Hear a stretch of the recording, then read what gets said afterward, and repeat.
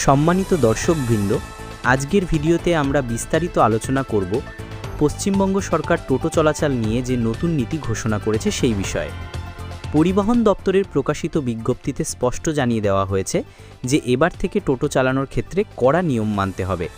এতদিন শহর বা গ্রামের দিদার টোটো চললেও তার অধিকাংশই ছিল বেআইনি। এবার সেই বিশৃঙ্খলা বন্ধ করার জন্যই প্রশাসন নতুন পদক্ষেপ নিয়েছে। প্রথমেই আসা যাক রেজিস্ট্রেশনের কথায়। এবার থেকে প্রতিটি টোটো চালককে জেলা স্তরে রেজিস্ট্রেশন করতে হবে। রেজিস্ট্রেশন হয়ে গেলে সেই টোটোকে দেওয়া হবে নির্দিষ্ট একটি নম্বর প্লেট। সেই প্লেটে থাকবে কিউআর কোড। এই কিউআর কোড স্ক্যান করলেই বোঝা যাবে নির্দিষ্ট রুটের টোটো অন্য রুটে ঢুকেছে কিনা। ফলে আর অনিয়ম করে রুট ভাঙা বা বেআইনি ভাড়া তোলা সম্ভব হবে না। এছাড়া নতুন নিয়মে এক ব্যক্তির নামে একাধিক টোটো রেজিস্ট্রেশন আর করা যাবে না। আগে অনেকেই একাধিক টোটো চালাতেন বা অন্য কাউকে চালাতে দিতেন, কিন্তু এবার সেই সুবিধা বন্ধ হয়ে যাবে।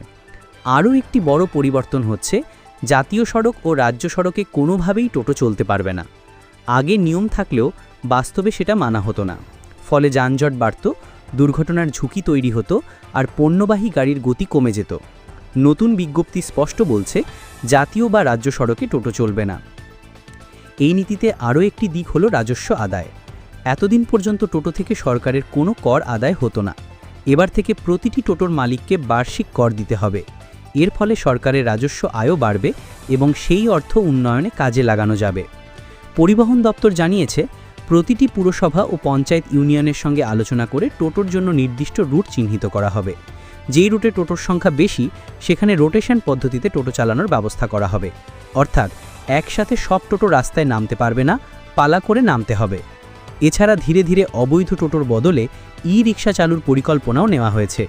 তবে সরকার জানিয়েছে যে তাড়াহুড়ো করে নয়, সময় নিয়ে ধাপে ধাপে কার্যকর করা হবে। সবচেয়ে বড় বিষয় হলো যাত্রী সুরক্ষা। এই পুরো নীতির মূল লক্ষ্য যাত্রীদের নিরাপত্তা নিশ্চিত করা, যানজট নিয়ন্ত্রণ করা, বেআইনি টোটো বন্ধ করা এবং রাজ্যের রাজস্ব বৃদ্ধি করা। সরকারের আশা, এই নীতি কার্যকর হলে দীর্ঘদিনের বিশৃঙ্খলার অবসান হবে এবং টোটো পরিবহনের শৃঙ্খলা ফিরে আসবে। তাই আপনার যদি টোটো থাকে বা আপনি নিয়মিত টোটো ব্যবহার করেন, অবশ্যই এই নতুন নিয়মগুলি সম্পর্কে সচেতন হন। রেজিস্ট্রেশন বাধ্যতামূলক, নম্বর প্লেট আর কিউআর কোড লাগবে, রুট সীমাবদ্ধ থাকবে এবং জাতীয় বা রাজ্য সড়কে টোটো আর চলবে না। আশা করি আজকের ভিডিও থেকে আপনারা পুরো বিষয়টা পরিষ্কারভাবে বুঝতে পারলেন।